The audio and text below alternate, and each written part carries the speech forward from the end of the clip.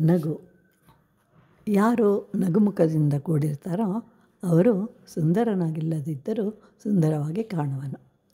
ಯಾರು ಸುಂದರನಾಗಿದ್ದರೂ ನಗುವುದಿಲ್ಲವೋ ಅವನು ಯಾವಾಗಲೂ ಸುಂದರನಾಗಿ ಕಾಣುವುದಿಲ್ಲ. ನಗುವುದು ಅಂತಂದರೆ ಎಲ್ಲರಿಗೂ ಬಲು ಪ್ರೀತಿ. ಇದರಿಂದ ಬಹಳಷ್ಟು ಕಾಯಿಲೆಗಳು ಬರುವುದಿಲ್ಲ. ಅಂತಹ ಸಂತನೊಬ್ಬನಿರ್ತಾನೆ. ಈಗ ಆತನಿಗೆ 92 ವರ್ಷಗಳು. ಯಾವಾಗಲೂ ಅವನು ನಗುಮುಖದಿಂದಲೇ ಇರ್ತಾನೆ.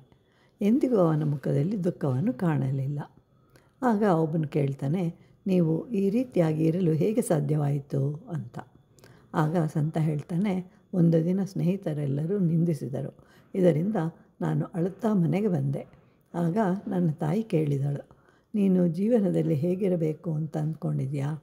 ಸಂತೋಷವಾಗಿರಬೇಕು ಅಂತನೋ ಅಥವಾ ದುಃಖದಿಂದಲೋ ಅಂತ ಕೇಳಿದಾಗ ನಾನು ಸಂತೋಷವಾಗಿರಬೇಕು ಅಂತ ಹೇಳಿದೆ.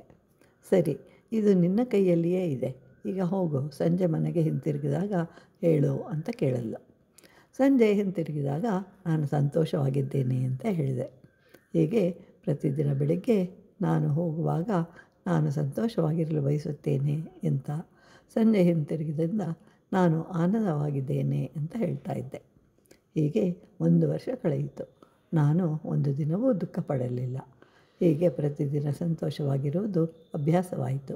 ಅಂದಿನಿಂದ ಅದೇ ನನ್ನ ಸುಖ ಜೀವನದ ಸೂತ್ರ ಆಯಿತು. ಹೀಗೆ ನಮ್ಮ ಜೀವನದ ಸೂತ್ರವನ್ನು ಮಾಡಿಕೊಂಡು ಸುಖವಾಗಿರಬಹುದು.